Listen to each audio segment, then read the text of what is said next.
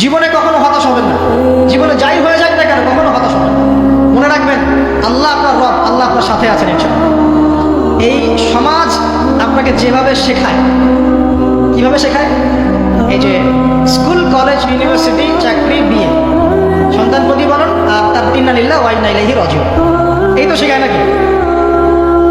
সবসময় মনে রাখবেন যে আল্লাহ রাব্বুল আলামিনের পরিকল্পনাই আপনার উপরে সবচেয়ে বেশি অগ্রাধিকার যোগ্য, সমাজের পরিকল্পনা নয়। পরিবার আপনাকে চাপ দিচ্ছে, চাকরি পাস না, পড়াশোনা করিস না, হ্যাঁ পড়াশোনায় কেন তুই 80 নম্বর পাইলি না, কেন চান্স পেলি না, কবে চাকরি পাবি, কবে আমাদেরকে দেখবি, খাওয়াবি, পড়াবি, এই যে চাপগুলো চারপাশ থেকে আসে কিনা? এতে করে অনেক যুবক দেখা যায় মাদকাসক্ত হয়, অনেকে দেখা যায় আত্মহত্যা করছে, ইদানিং করছে কিনা ভাই? এই শব্দটা থেকে আমি এই পয়েন্টটা আজকে লিখেছিলাম যে ভুলেও আল্লাহর প্রতি বিশ্বাস এবং তাওয়াক্কুল হারাবেন না। সমাজ যেভাবে শেখায়, সমাজ চারপাশে যে চাপ আপনাকে দিচ্ছে, এই চাপে নিজে গা ভাসিয়ে দিবেন না। আপনি আল্লাহর কাছে দোয়া করবেন, আল্লাহর কাছে পথ চেয়ে নেবেন এবং আল্লাহর প্রতি তাওয়াক্কুল ভরসা করবেন, তখন আত্মহত্যার পথ বেছে নেবেন।